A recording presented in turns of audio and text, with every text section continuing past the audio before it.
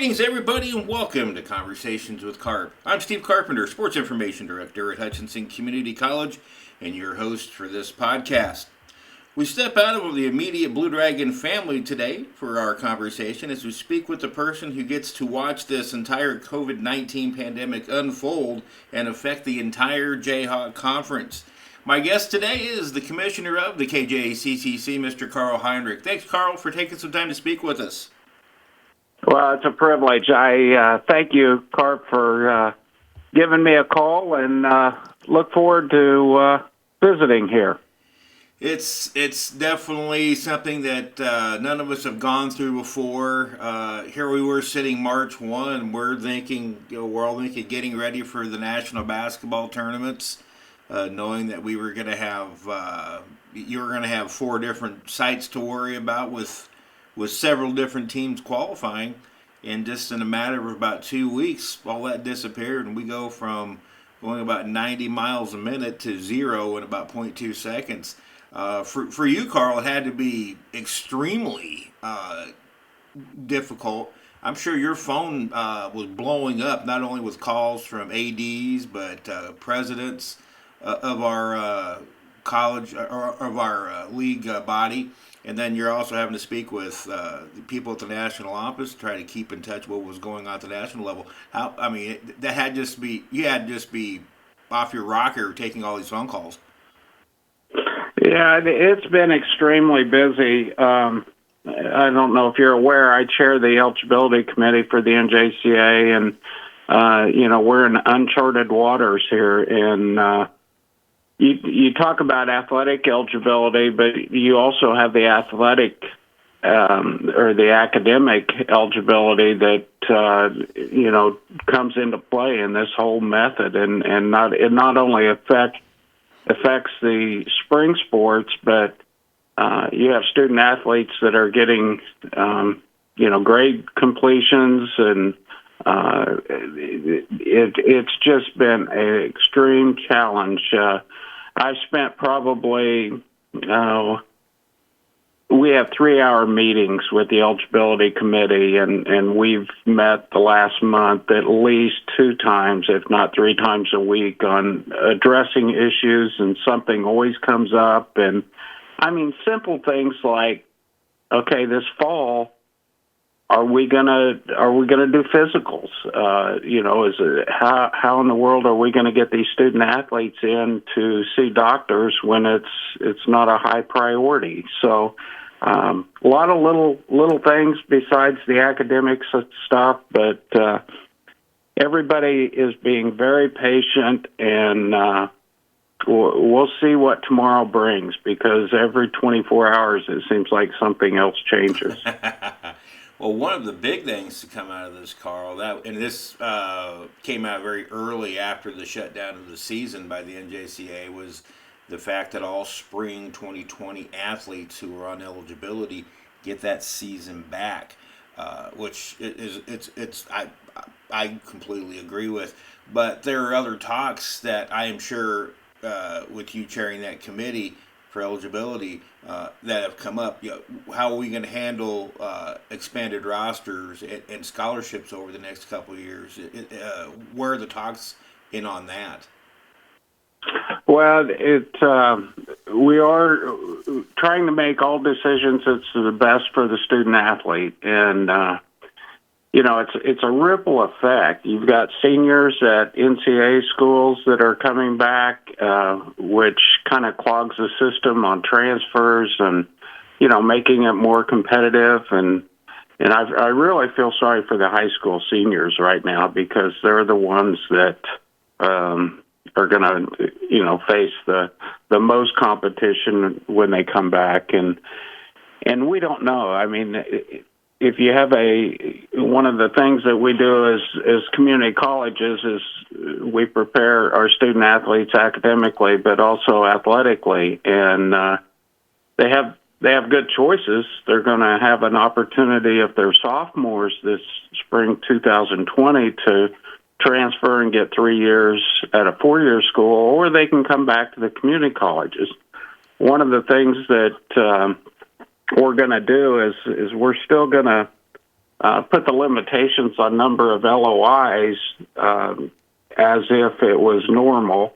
But any of the sophomores that were on an LOI before March 16th this spring will be able to come back and they will not be a counter. So, for example, baseball has 24 letter of intents that a school can, number of student athletes they can sign to an LOI. And the sophomores that come back that were sophomores in 2020 will be able to come back and they will not be a counter. Now, the downside of that is it's more expenditures for the college to scholarship more people, but we're empowering all the schools to figure that one out and what they want to do, because we have no idea how many are going to transfer. And if you have qualifiers out of high school, do they need their degree? Do they get it? Or even looking at federal financial aid and, you know, all the rules that go along with that.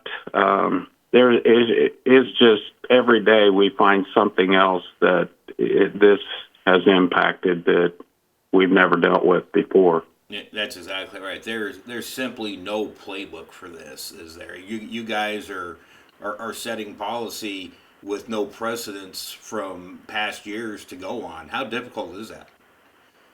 Oh, it is. It's extremely difficult. And, you know, anytime you change something or you make a new rule, the intent of what the rule is, you always try to accomplish. But whenever you do that, you've got to think of what are the other ramifications for changing something. And that's why we have 3-hour meetings. It's crazy. We get on the Zoom calls and we've got, a great eligibility committee for the NJCA, and we're fortunate to have Jeff White, who's a lawyer that also sets in on it. I mean, we've had questions like, if we, God forbid, do not have fall sports, and this continues clear through September, October, or whatever, those are the next questions that are coming up. Do schools have to still give scholarships to kids? And, those are some of the questions that are out there that are going to have financial impact on all our schools. Well, very complex issue. We could probably spend the next 2 hours discussing the finer points of it, but there's some other stuff I also want to talk to you about. The league itself, this state stay-at-home order is lifted May 3rd. I believe the face-to-face recruiting has been extended. Correct me if I'm wrong. I believe it's into June now. Is that correct? Right now, it's May 15th for community colleges, and the NCAA is May 31st. So unless they changed it yesterday.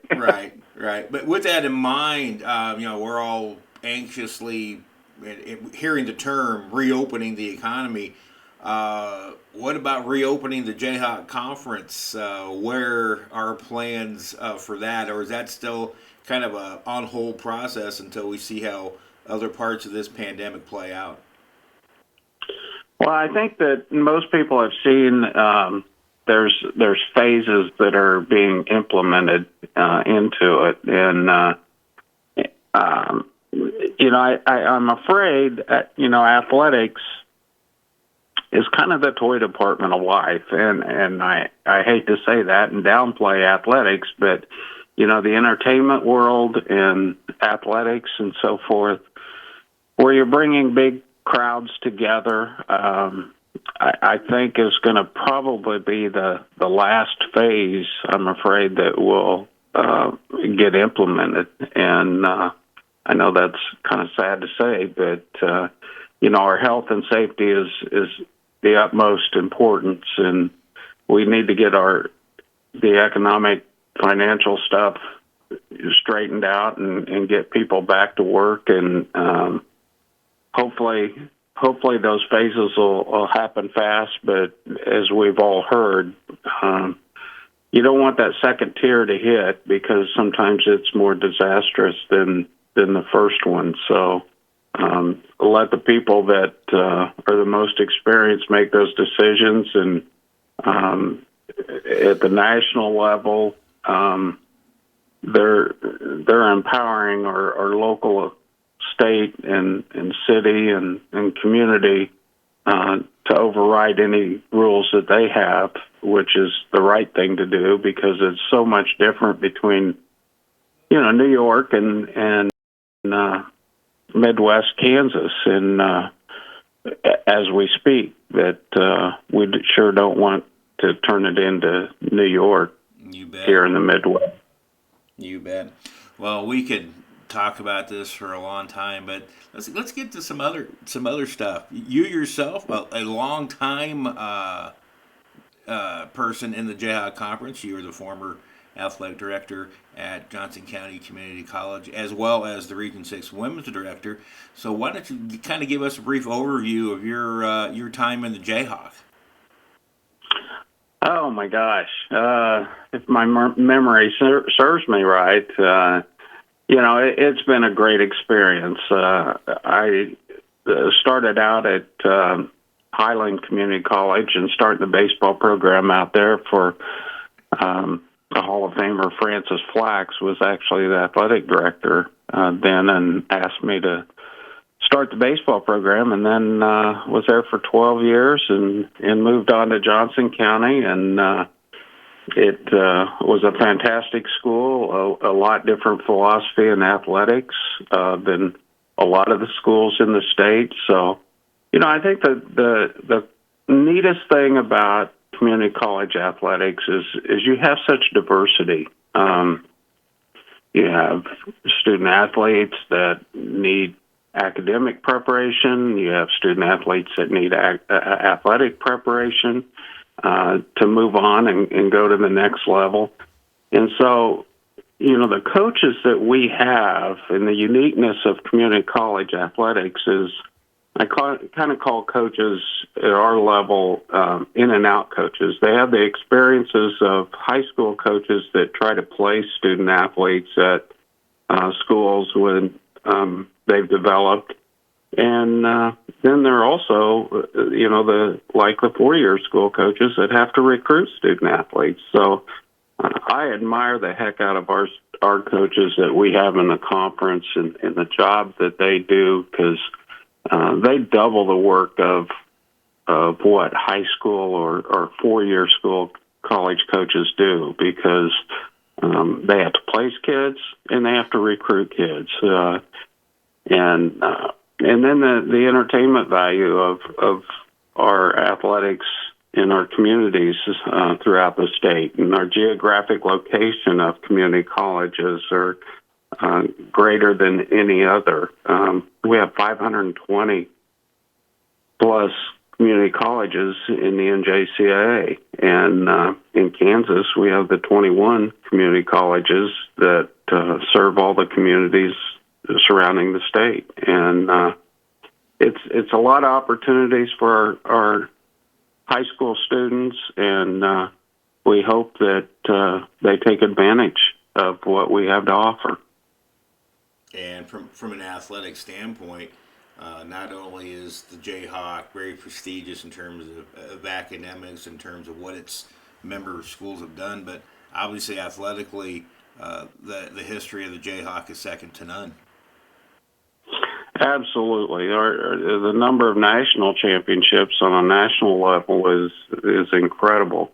And then, our success of our student athletes that go on, not only to 4-year schools, but how many student athletes that we've had that played in the conference that are playing, at the professional level, and the success that we've had is a great reputation of the Jayhawk Conference. We compete at the highest level. We prepare our student athletes to the greatest academic standards that they need to be successful, and our student athletes or all our students from community colleges that go on and go to four-year schools academically are very successful. One of the things that you've been very successful in overseeing is the upgrade in the visibility of the league through the website, through social media.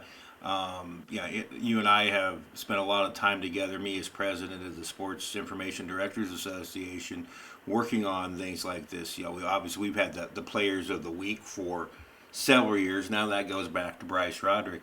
But talk about some of the initiatives you have talked to us about in implementing and giving our league even better visibility than it has now. And you're exactly right. And I do want to mention, Carp, that congratulations to you on receiving recognition as the Service Award for the NJCA. That was well deserved, and we're very proud of you and the way you represent the Jayhawk Conference, not only all the work that you do at Hutchinson Community College, but what you do and what all the SIDs do for the conference. And we've tried to implement and create a wider branding of what we do, and through social media and Mark Patrick and the work that you guys all do is fabulous, and we certainly appreciate that. And the world's become a lot smaller with social media, which also causes some challenges as well. But yes, it does.